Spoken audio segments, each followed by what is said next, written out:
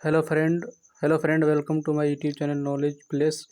Friends, आज हम एक नए अध्याय सामाजिक विज्ञान के नए विषय इतिहास के बारे में चर्चा करने वाले हैं।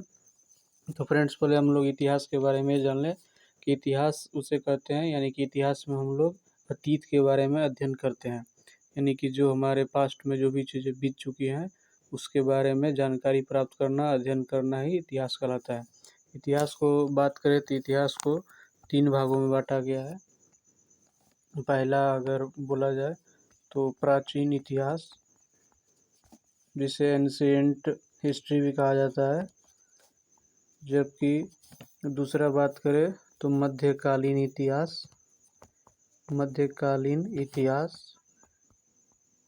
और लास्ट तीसरा बात करें जिसे हम लोग आधुनिक इतिहास के नाम से जानते हैं, यानी कि जिसे हम लोग मॉडर्न हिस्ट्री कहते हैं। तो आज हम इसके बारे में प्राचीन इतिहास के मुख्य स्रोत कौन कौन से हैं उसके बारे में चर्चा करने वाले हैं। प्राचीन इतिहास की जानकारी हमें कहाँ से मिलती है, उसके बाद हम लोग फिर आगे मध्यकालीन इतिहास, फिर आधुनिक इतिहास बहुत ही विस्तार तरीके से, यानी कि हम लोग इसे पढ़ने वाले हैं। यह वीडियो आपको अंतिम तक यानी शुरू से लास्ट तक देखना चाहिए, जिससे कि आपको किसी भी तरह के एसएससी, रेलवे तथा बैंकिंग एग्जाम में आप अपने जीएस पोर्शन को अधिक से अधिक स्ट्रॉन्ग बना सकें। तो चलिए फ्रेंड्स, चालू करते हैं आज का सेशन। आज हम प्राचीन भारतीय इतिहास के स्रोत के बारे में बात करते हैं। इसमें हम लोग पहला लेकर चलते हैं पुरातात्विक स्रोत। पुरातात्विक स्रोत कहने का मतलब है जो मतलब कि खुदाई से प्राप्त हुए स्रोत हैं, मतलब ज़मीन के खुदाई से जो स्रोत प्राप्त होते हैं, जिसमें पहला है अभिलेख। अभिलेख प्राचीन भारत के अधिकांश अभिलेख पाषाण शिलाओं या स्तंभों पर थे तथा ताम्रपत्र दीवारों, प्रतिमाओं पर उत्कीर्ण है। मतलब जो अभिलेख मिले हैं प्राचीन भारत में, जो अधिकतर हैं ताम्रपत्र पर, दीवार पर, मूर्ति के ऊपर लिखे हुए हैं तथा शिलाओं यानी कि पत्थर के ऊपर लिखे हुए हैं। सबसे प्राचीन अभिलेख मध्य एशिया से प्राप्त बोराजगई है। नहीं, सबसे जो प्राचीन अभिलेख है वो बोराजगई से प्राप्त अभिलेख है। इस पर वैदिक देवताओं यानी वैदिक देवता जो थे, जैसे मित्र, वरुण, इंद्र और नक्षत्र का नाम मिलते हैं। भारत में सबसे प्राचीन अभिलेख अशोक का अभिलेख है। जो अशोक महान थे उनका अभिलेख को सबसे प्राचीन अभिलेख माना गया है, जो लगभग 300 ईसा पूर्व के हैं। अशोक के अभिलेख की बात करें, बहुत ही इम्पोर्टेंट है ये लाइन। अशोक के जो अभिलेख थे 4 भाषाओं में लिखे गए थे, यानी कि 4 लिपियां में लिखी गई थी। ब्राह्मणी, खरोष्टी, यूनानी तथा अरमाइक लिपि। यह हमें बढ़िया से अच्छा से याद होना चाहिए। 4 भाषाओं में यानी कि 4 लिपियों में लिखे गए थे अशोक के अभिलेख। मास्की, गुर्जत, निट्टूर एवं उदेगोलम से प्राप्त अभिलेख में अशोक का नाम मिलता है। यानी कि जो अभिलेख है मास्की, गुर्जत, निट्टूर एवं उदेगोलम, इसमें अशोक का नाम अशोक मिलता है तथा बाकी अन्य जो अभिलेख है उसमें अशोक को देवनाम प्रिय कहा गया है। यहाँ पे बहुत ही इम्पोर्टेंट बात है कि अशोक को एक और नाम देवनाम प्रिय कहा गया है, जिससे देवनाम प्रिय का मतलब होता है देवों का प्रिय। आगे बात करते हैं तो अशोक के अभिलेख को सर्वप्रथम, अशोक के जो अभिलेख थे उसको सर्वप्रथम 1837 ईस्वी में जेम्स प्रिसेप ने पढ़ा था। बहुत ही इम्पोर्टेंट क्वेश्चन यहाँ पे बन रहा है कि जेम्स प्रिसेप ने अशोक के अभिलेख को सर्वप्रथम पढ़ने का कार्य किया, जो किस लिपि में लिखी गई थी? ब्राह्मणी लिपि में लिखित था। यानी कि अशोक के अभिलेख को सर्वप्रथम जेम्स प्रिसेप ने पढ़ा, जो किस लिपि में लिखी गई थी? ब्राह्मणी लिपि में लिखी गई थी। आगे बात कर लेते हैं अन्य अभिलेख, यानी कि जो भी और दूसरे अभिलेख थे और उसके शासक, उसमें क्या क्या वर्णित थे। जैसे हाथी गुफा अभिलेख, इसे हाथी बोलेंगे। हाथी गुफा अभिलेख एक खारवेल शासक के द्वारा लिखा गया, जिसमें विषय था खारवेल के शासक की घटनाओं का वर्णन।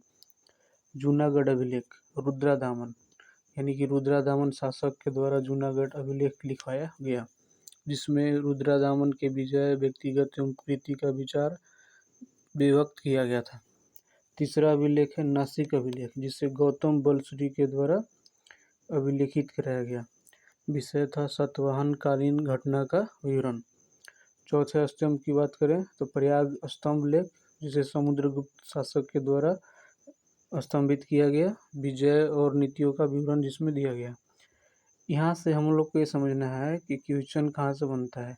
पूछ लिया जाएगा कि समुद्रगुप्त के द्वारा कौन सा स्तंभ लेख लिखवाया गया, तो हमें याद होना चाहिए प्रयाग स्तंभ लेख। पूछ लिएगा कि पुलकेशिन द्वितीय द्वारा किस अभिलेख का निर्माण कराया गया, तो हेल अभिलेख। क्वेश्चन इस तरह से बनेंगे। या फिर ऐसे पूछेगा कि स्कंदगुप्त के द्वारा किस अभिलेख का निर्माण किया गया, तो भित्रीय स्तंभ। इसी तरह से और बात करें तो मंदसौर अभिलेख का निर्माण मालवा नरेश यशोवर्मन के द्वारा कराया गया, और इधर उन सभी का उस पर वर्णित कार्य दिया गया है कि उस स्तंभ के ऊपर यानी अभिलेख के ऊपर कौन कौन से कार्य कराया गया है उन शासकों के द्वारा। और सबसे मेन इम्पोर्टेंट एक चीज़ और निकल के आता है कि जो अभिलेख होते हैं उनके अध्ययन को, स्टडी को एपिग्राफी कहा जाता है। एपिग्राफी, अभिलेखों के अध्ययन को एपिग्राफी कहा जाता है। बहुत ही इम्पोर्टेंट वीवीआई क्वेश्चन है, जो हर बार किसी न किसी एग्जाम में या फिर अधिक बार पूछा जा सकता है। और आगे बात करें तो दूसरा पुरातात्विक स्रोत में आता है हमारा स्मारक और भवन।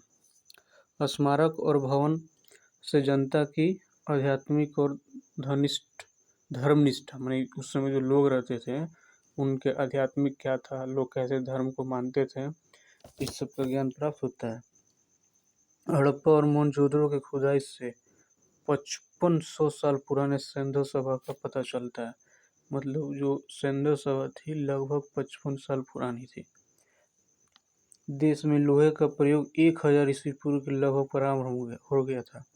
मतलब कहने का है कि देश लोहे का इस्तेमाल 1000 ईस्वी पूर्व पहले से हो चुका था। इसी में बात करें स्मारक और भवन में, तो यहाँ पे बहुत ही इम्पोर्टेंट निकल कर आता है कि देवगढ़ का दशावतार मंदिर कहाँ है। देवगढ़ का दशावतार मंदिर झांसी में है। भीतर गांव का मंदिर कहाँ है, कानपुर में है। अजंता का गुफा चित्र आदि से हिंदू कला और सभ्यता के बारे में जानकारी मिलती है। इसी तरह से बात करें तो प्राचीन समय में जो मंदिर निर्माण था वो अलग अलग शैलियों में कराई जाती थी। जैसे उत्तर भारत के जो मंदिर है, यानी कि जो नॉर्थ में जो मंदिर है उसको नागर शैली में निर्मित कराया जाता था। जो मध्य भारत के मंदिर है उसको बेसर शैली में निर्मित कराया गया, तथा दक्षिण भारत के जो मंदिर हैं उसे द्रविड़ शैली में निर्मित कराया गया। तो तीनों शैलियाँ हमें याद होना चाहिए, यानी उत्तर भारत के मंदिर नागर शैली, मध्य भारत के मंदिर बेसर शैली, मध्य भारत जो भारत के मध्य में जो राज्य है, तथा दक्षिण भारत के मंदिर द्रविड़ शैली में निर्मित कराया गया। यहीं पे कुछ उदाहरण दिया गया, जैसे दक्षिण भारत का जो तंजौर मंदिर है, तंजौर का राजराजेश्वर मंदिर, जो कि द्रविड़ शैली का बहुत ही एक अनूठा उदाहरण है। तथा उत्तर भारत का खजुराहो का कंदरिया महादेव मंदिर नागर शैली का उदाहरण है। मतलब यहाँ से क्वेश्चन बन जाता है कि जो तंजौर का राजराजेश्वर मंदिर है किस शैली में निर्मित है, द्रविड़ शैली। और जो खजुराहो का कंदरिया महादेव मंदिर है मध्य प्रदेश में, वो किस शैली में निर्मित है, वो नागर शैली में है। उसी तरह से पुरातात्विक स्रोत में हम सिक्के से भी प्राचीन इतिहास के बारे में जानकारी मिलती है। सिक्का बहुत ही अहम माना जाता है। प्राचीन राजाओं द्वारा ढलवाए गए सिक्कों से भी प्राचीन इतिहास के बारे में जानकारी मिलती है।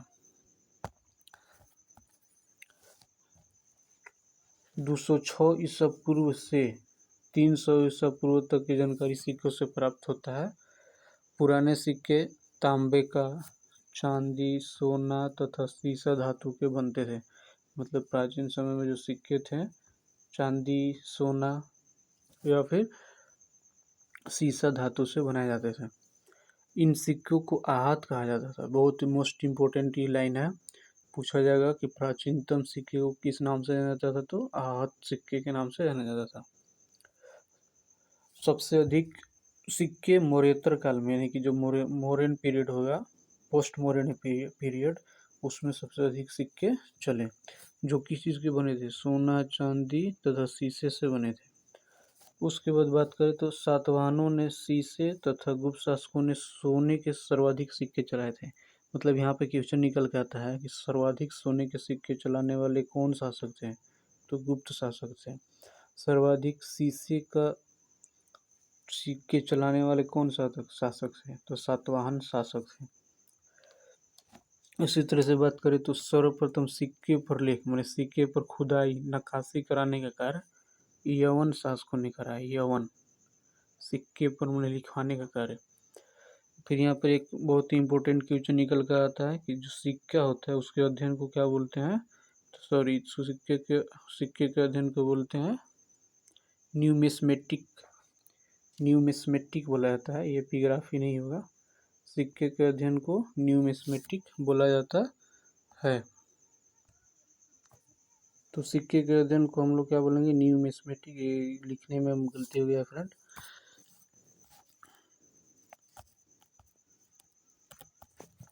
सिक्के के अध्ययन को हम लोग बोलते हैं न्यूमिस्मेटिक।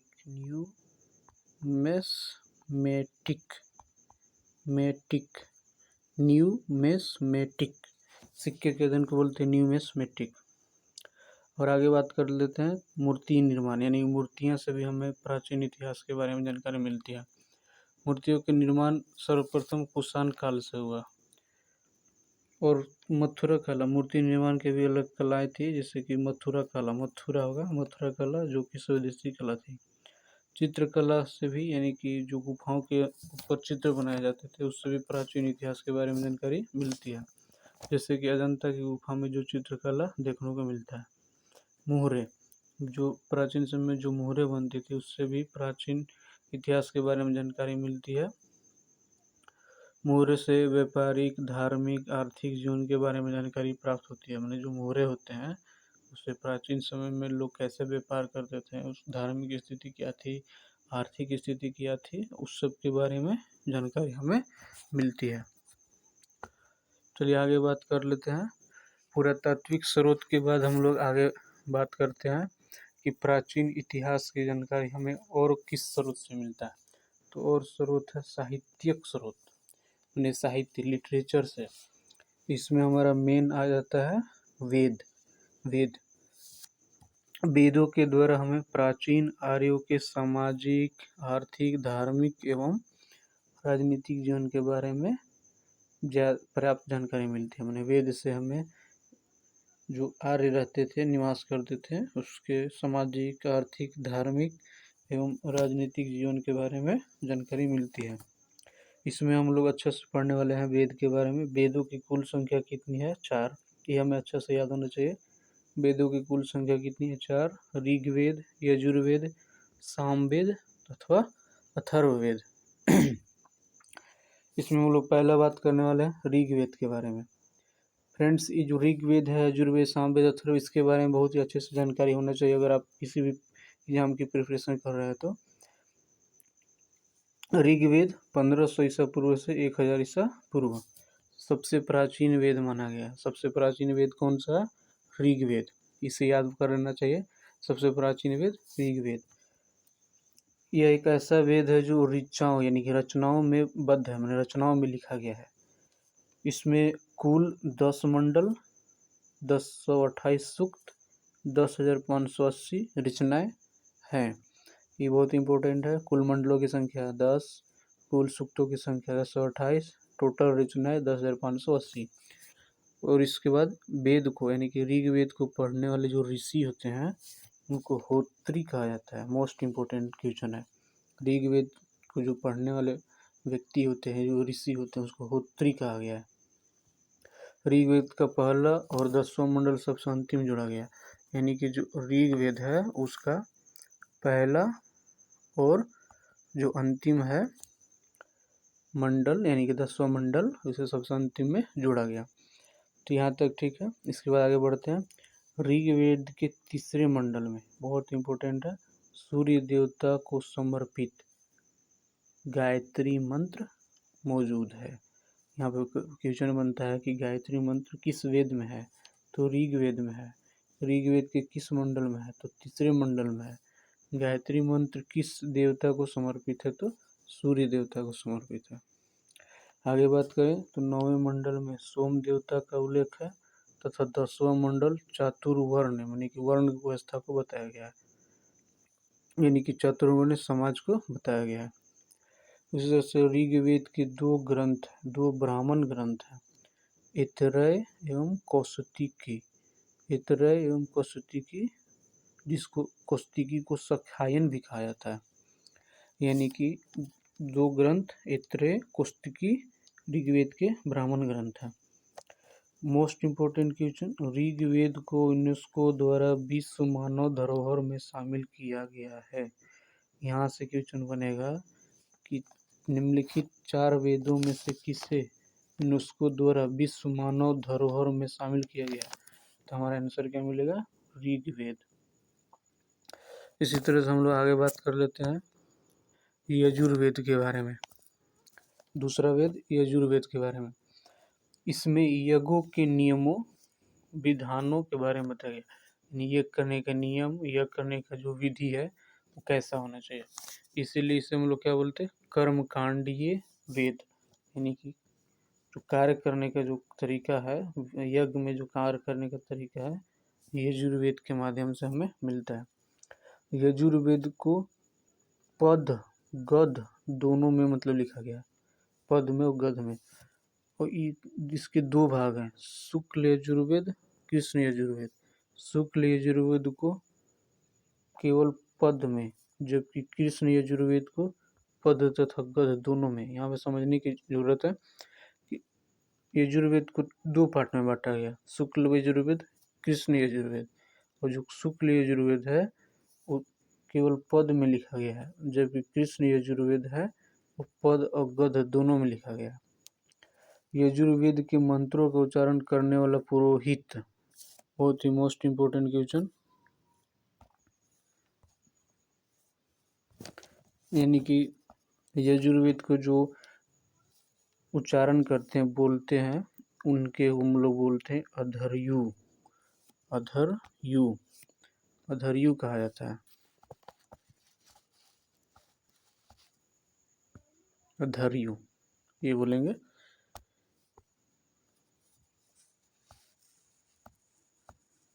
चलिए आगे बात कर लेते हैं। यजुर्वेद के प्रमुख उपनिषद कंठोपनिषद तथा ईशोपनिषद, 2 उपनिषद याद होना चाहिए, इम्पोर्टेंट है। सवाल बनता है कि कंठोपनिषद किस वेद से संबंधित है, तो यजुर्वेद, यजुर्वेद से संबंधित है। ईशोपनिषद किस वेद से संबंधित है, तो यजुर्वेद से संबंधित है। यजुर्वेद के 2 ब्राह्मण ग्रंथ है, एक शतपथ और एक तैत्तिरीय। इस भी इम्पोर्टेंट सवाल बनता है, तैत्तिरीय ब्राह्मण ग्रंथ किस वेद से है, तो यजुर्वेद से। शतपथ ब्राह्मण ग्रंथ किस से है, तो यजुर्वेद से है। उसके बाद आगे बात करते हैं तीसरा वेद सामवेद। साम का मतलब होता है गान, इसे मुख्यतः यज्ञों के अवसर पर गाया जाने वाला मंत्र होता है, मतलब ये गा कर बोला जाने वाला वेद है। इस सवाल बनता है कि किसे गा कर बोला जाता है, किस वेद को गा कर पढ़ा जाता है, तो सामवेद। इसमें भारतीय संगीत का जनक माना गया है। देखिए, सामवेद को भारतीय संगीत का जनक माना गया है, मतलब जो म्यूजिक है इस सामवेद से ही निकला है। इसके 7 स्वर, जो सुर होते हैं म्यूजिक के, जो संगीत के जो 7 सुर होते हैं, सा रे गा मा पा धा नी, इसकी जो उत्पत्ति हुई है सामवेद से ही हुई है। सामवेद में कुल 1875 रचनाएं हैं। और मेन इम्पोर्टेंट चीज निकल के आता है कि सामवेद के गाने वाले को उद्गाता कहा जाता है। इसी तरह से बाकी हम लोग पीछे 2 वेदों के बारे में पढ़ चुके हैं कि ऋग्वेद को होत्री कहा जाता है, और जबकि यजुर्वेद को गाने वाले को अधर्यु कहा जाता है। उसी तरह से जो सामवेद को जो बोलने वाले होते हैं उनको उद्गाता कहा जाता है। तो तीनों वेद, इसी तरह से चौथा का भी जो आएगा उस चारों के बारे में हमें अच्छे से याद होना चाहिए, उद्गाता कहा जाता है। इसके बाद बात कर लें सामवेद। सामवेद के प्रमुख उपनिषद छांदोग्य उपनिषद, छांदोग्य उपनिषद तथा जैमिनीय उपनिषद है। चौथा वेद हम लोग का था अथर्ववेद। अथर्ववेद इसकी रचना कौन किया? अथर्व तथा उनके अंगरीष ऋषि द्वारा सभी ग्रंथों के बाद में किए गए, माने अथर्व तथा अंगरीष ऋषि के द्वारा किया गया, इसलिए इसे अथर्वगीरिस वेद भी कहते हैं। अथर्व तथा अंगरीष ऋषि दो ऋषि थे, उनके द्वारा किया गया। इसमें कुल 731 सूक्त हैं। अथर्ववेद में कुल 731 सूक्त हैं, 20 अध्याय हैं तथा लगभग 6000 मंत्र हैं। अथर्ववेद में 6000 मंत्र हैं। इसमें ब्रह्मा ज्ञान, धर्म, सामाजिक निष्ठा, औषधि प्रयोग, रोग निवारण, जादू टोना का विवरण है। क्वेश्चन यहाँ से बनता है कि जादू टोना किस वेद में दिया गया है, माने जादू टोना से संबंधित घटनाएं किस वेद में है? तो अथर्ववेद में है। पूछेगा संगीत से संबंधित कौन सा वेद है, यानी कि सामवेद है, संगीत से संबंधित। अथर्ववेद के उपनिषद की बात करें तो मुंडक उपनिषद, प्रश्नोपनिषद तथा मांडक्य उपनिषद है। अथर्ववेद में जो उपनिषद मांडकोपनिषद है, मांडकोपनिषद इससे ही, यानी कि मुंडको जो उपनिषद है, इससे ही भारत का जो राष्ट्रीय वाक्य सत्यमेव जयते है, भारत का जो राष्ट्रीय वाक्य सत्यमेव जयते, इस सत्यमेव जयते इस उपनिषद से लिया गया, मुंडकोपनिषद से। क्वेश्चन यहाँ पे बनता है कि भारत का आदर्श वाक्य सत्यमेव जयते किस वेद से, किस वेद की उपनिषद से ली गई है? तो अथर्ववेद के उपनिषद से ली गई है। इसका क्या नाम है? तो मुंडकोपनिषद। इन 4 वेदों के सम्मिलित रूप को हम लोग क्या बोलते हैं? संहिता। 4 वेदों के सम्मिलित रूप को क्या बोलते हैं हम लोग? संहिता। फ्रेंड, इसी तरह से बात कर लें और भी प्राचीन इतिहास के स्रोत के बारे में, तो वेदांग एक आता है। वेदांग, वेदांग यानी कि वेद को समझने के लिए, पढ़ने के लिए जो नियम बनाया गया था, रचना किया गया था, उसी को बोलते हैं वेदांग। कुल वेदांगों की संख्या कितनी है? 6। इसमें पहला है शिक्षा, दूसरा ज्योतिष, तीसरा कल्प यानी कर्मकांड, चौथा व्याकरण, पांचवा निरुक्त और छठा छंद है। वेद को समझने के लिए 6 चीजें डेवलप की गई, बनाई गई अच्छे से जानने के लिए। उसी तरह से आगे बात कर लें तो जो भारत के महाकाव्य हैं, वो जो मुख्य प्रमुख रूप से 2 महाकाव्य हैं, रामायण और महाभारत। रामायण को आदि काव्य कहा गया है। यहाँ से क्वेश्चन उठता है कि रामायण को कौन सा काव्य कहा गया है? तो आदि काव्य कहा गया है। रामायण का रचना करने वाले कौन है? तो महर्षि वाल्मीकि हैं, महर्षि वाल्मीकि। महाभारत की रचना किसने की थी? महाभारत की रचना वेद व्यास जी ने की थी। यहाँ से इम्पोर्टेंट क्वेश्चन बनता है कि रामायण की रचना महर्षि वाल्मीकि तथा महाभारत की रचना वेद व्यास ने की थी। पुराण, पुराण की बात करें तो इतिहास पुरातात्विक स्रोत के बस साहित्यिक स्रोत है, उसमें पुराण कुल संख्या 18। पुराणों की कुल संख्या कितने हैं? 18 है। इसकी रचयिता करने वाले कौन है? लोमहर्ष ऋषि तथा उनके पुत्र उग्रसर्वा। यहाँ पे इम्पोर्टेंट क्वेश्चन बनता है कि पुराणों की कुल संख्या कितनी है? 18। पुराणों की कुल संख्या कितनी है? 18 तथा लोमहर्ष ऋषि तथा उनके पुत्र उग्रसर्वा ने इनका निर्माण किया। सबसे प्राचीन पुराण, सबसे प्राचीन पुराण मत्स्य पुराण को माना गया है। सबसे प्राचीन पुराण मत्स्य पुराण। ये क्वेश्चन बार बार पूछा जाता है जो प्राचीन इतिहास से, कि सबसे प्राचीन यानी कि सबसे पुराना पुराण कौन सा है? तो सबसे पुराना पुराण की बात करें तो मत्स्य पुराण है।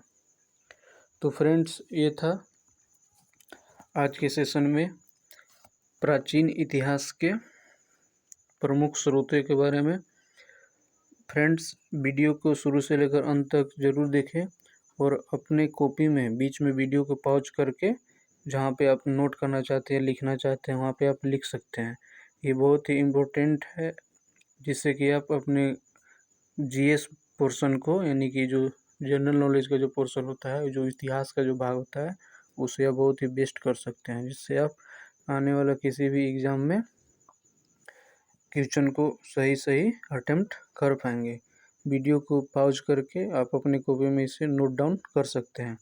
वैसे वीडियो को लाइक शेयर और सब्सक्राइब करें, जिससे कि यह और किसी भी सभी दोस्तों के पास, सभी फ्रेंड्स के पास पहुंच सके और लोग इससे बहुत ही ज़्यादा बेनिफिट्स हो पाएँ।